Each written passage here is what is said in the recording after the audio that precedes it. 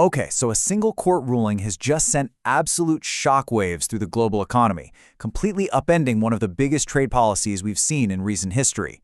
Today, we're going to break down this Supreme Court bombshell and what it really means for tariffs, for the US Treasury, and for international trade as we know it. Right, let's just dive in. This quote from an analyst, it really just captures the mood perfectly. This isn't some abstract legal debate, you know? It's the beginning of a massive economic disruption, and believe me, the fallout is just getting started. All right, Section 1. So here's the headline that really changed everything. On February 20th, 2026, the Supreme Court handed down this landmark 6-3 decision. The case was Learning Resources v. Trump, and it effectively struck down the president's entire system of broad reciprocal tariffs. Now, what's so crucial to understand here is that the court basically said the entire legal foundation for these tariffs was just wrong. The administration used this old law from 1977 about national emergencies to justify what was, in effect, a massive economy-wide tax. And the court has now said, nope, that was a step too far. So, let's get into the why.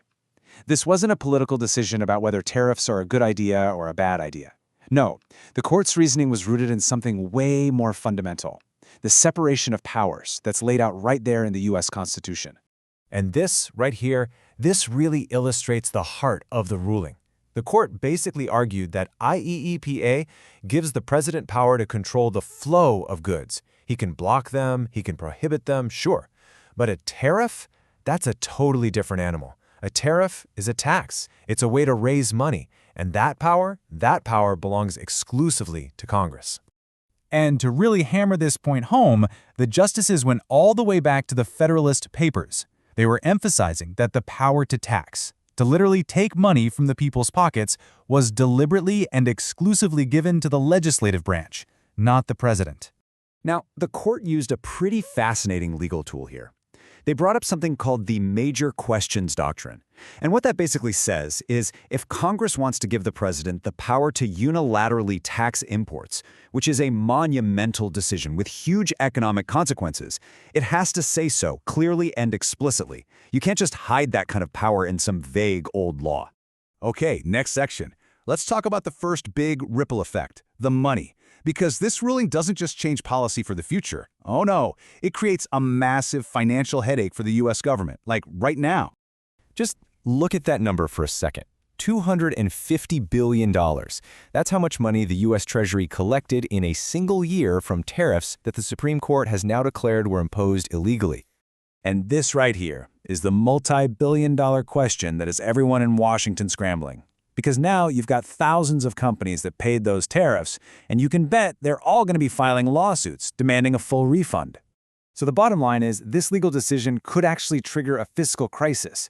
The government might have to borrow huge sums of money. We're talking issuing new bonds, which could drive up interest rates for everyone. And why does that matter to you? Well, higher government borrowing can mean higher interest rates on your mortgage, your car loan, your credit cards. And on top of all that, any money that was set aside to juice the economy in 2026, yeah, that might get used to pay back these tariff claims instead.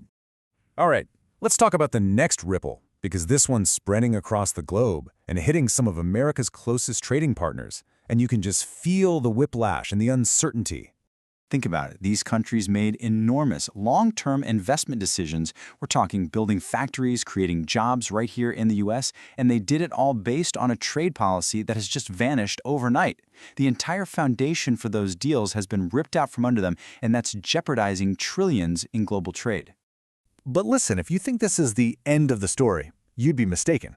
The president, who, famously calls himself the tariff king, was definitely checked by the Supreme Court, but it really looks like he already had a plan B waiting in the wings.